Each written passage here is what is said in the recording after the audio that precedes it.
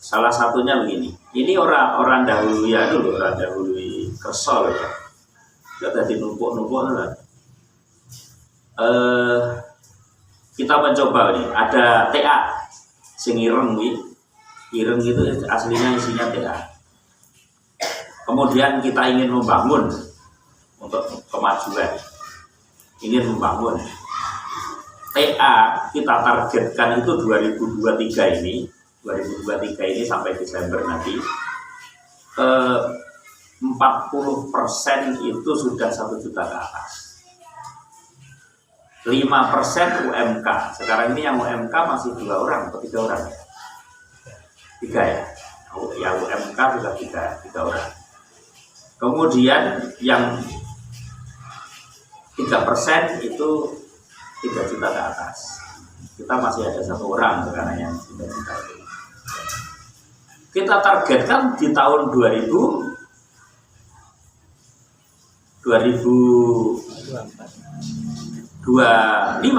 24, maka yang 1 juta ke atas itu usahakan sudah bisa 50%. Kemudian yang UMK 7%, yang 3 juta bisa naik ke 5%, 2 orang lah yang 3 juta ke atas. Nanti naik terus dari tahun ke tahun.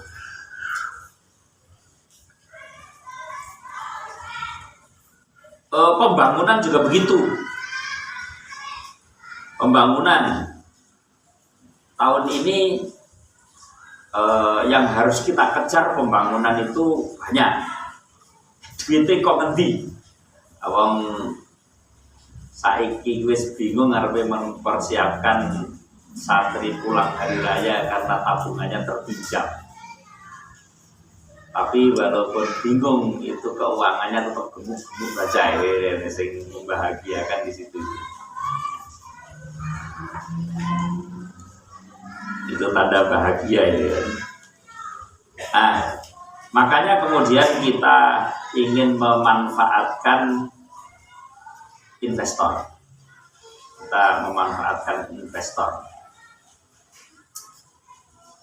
Ada 2 yang sekarang ini menawarkan investor, yaitu BSI dan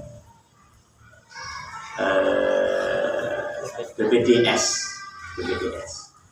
yang menawarkan investor. Kelihatannya kita nanti lebih dekat ke yang BPDS ya. Saya mencoba untuk meminjam 2 miliar. Pakai ya. Mas Bawe. Saya ingin mengakses 2 miliar. Untuk apa? Nah, ini diantaranya program yang ingin kita bangun. Tapi intinya ada di asrama untuk menampung penambahan jumlah.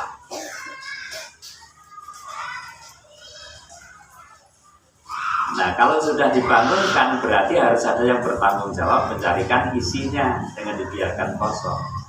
Lebih baik repot mencari gedungnya karena isinya sudah ada daripada repot mencari isi padahal gedung sudah ada. Artinya ketara lewat payu. Kemudian tahun kedua 2024 itu yang kita ingin bangun. Kemudian 2025 itu 2026 teruskan menyempurnakan yang sudah garis. Nah, untuk naiknya TA dan pembangunan butuh sumber. Kita berharap sumber itu ada 2. Kita mulai ada yang paling mempet, yaitu Bumpes mulai dari toko, kantin, dan seterusnya itu harus dipush. Kemarin Pak Nandang saya panggil khusus, gimana triknya dicari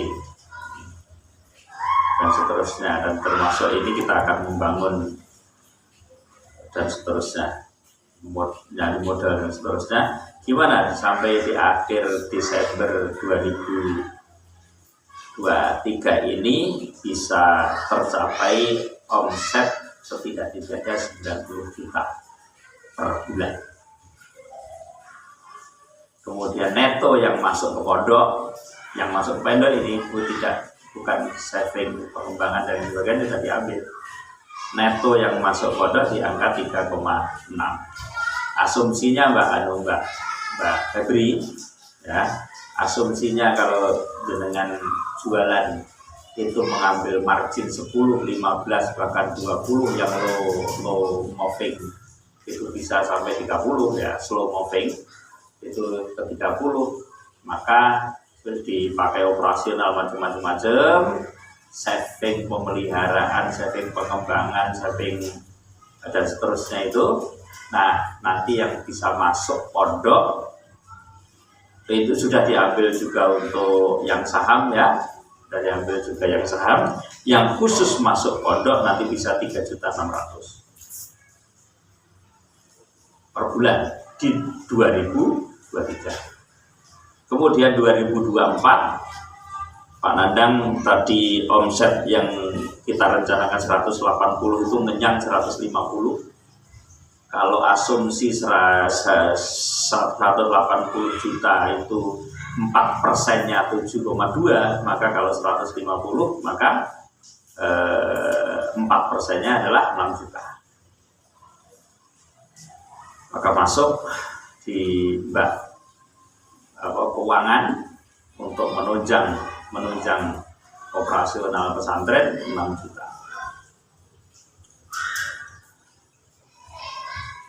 2025 di angka 240 juta sehingga hampir 10 juta bisa masuk ke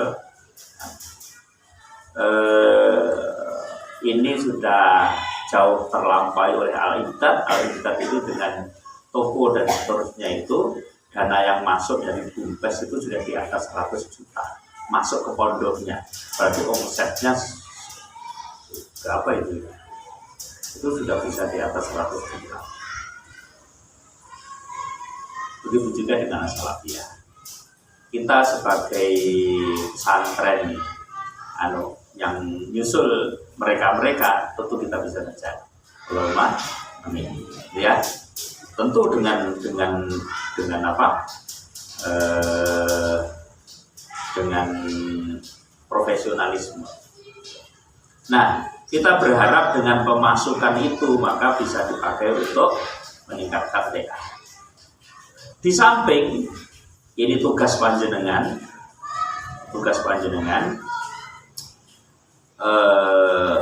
saya dulu juga pernah jadi kepala madrasah, juga membuat seperti ini target-target, dan alhamdulillah if you think can, you can. Karena kamu berpikir bisa, maka bisa.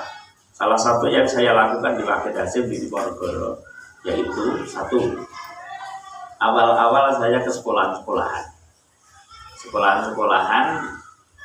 Pandanaran, Krapyak, dan seterusnya. Saya bilang, Pak Yai, adakah santri yang akan dikeluarkan dari sini? Saya terimanya tak benar. Kemudian masuk menjadi santri pindahan. Kemudian yang kedua, kru saya wajibkan untuk membawa murid satu-satu, sehingga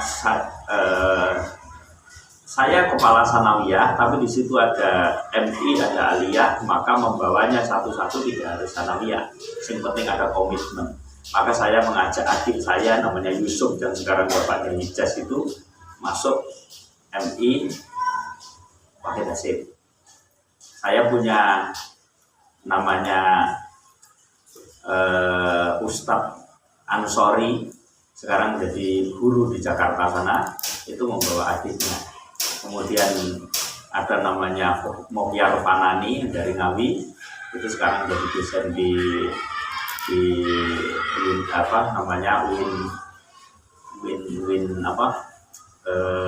Semarang itu membawa adiknya juga. Begitu seterusnya pada membawa adiknya, kalau tidak membawa tetangganya. Nah, komitmen dari pengurus itulah maka kemudian membawa kepada kemajuan. Begitu juga di Diponegoro, yang di Diponegoro sekarang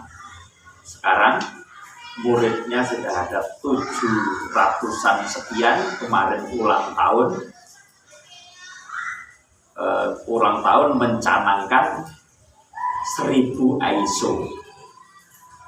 Nah, ngerti ini dinas ISO itu ya legalitas internasional ISO itu. Tapi ternyata kepala sekolahnya menerangkan yang dimaksud adalah 1000 siswa ISO. Nah, 1000 ISO. Dan kita mencanangkan insya Allah 1000 ISO itu 1000 ISO di tahun 2026. Loh, butuh kan roadmap seperti itu? Artinya kita ada semangat. Nah, semangat ini teman-teman akan bisa terlampaui dan bahkan kesulitan-kesulitan akan terlampaui kalau satu lidi itu lidinya jadi satu bersama-sama. Nah, melakukan diri-diri raiso. Maka butuh pemikiran bagaimana sekarang ini kita melangkah. Piye komitmen jenengan besok tahun ajaran baru pada membawa murid minimal satu-satu. Entah adikmu, anakmu, apa sopo. Kalau adikmu yang datang ke sini, kalau adik kandung yang datang ke sini, maka komitmen kita adik anak yang datang ke sini kayak anaknya Pak Yazid. Kalau anak yang datang ke sini, kita bebaskan SPP-nya. Kan putranya Bu Heni bawa ke sini, bebaskan SPP-nya. Putranya Mas Azhari ada di RA, bebaskan SPP-nya.